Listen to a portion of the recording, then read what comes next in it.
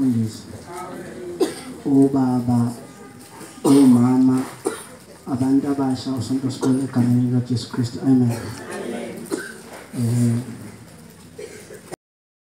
Izwa lezi bazalwane, iqembu kahle kahle Isibusiso Group.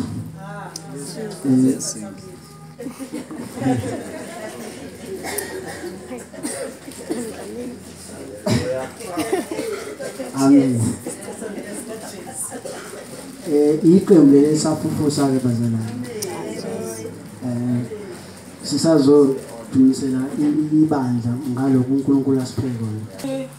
Olungileyo yena uyazazi izimvu zakhe ngoba ehlale uzibiza zamagama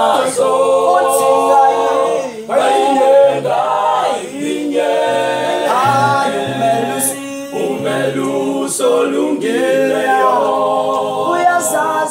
uyazazi izimvu zakhe ngoba ehlale uzibiza zamagama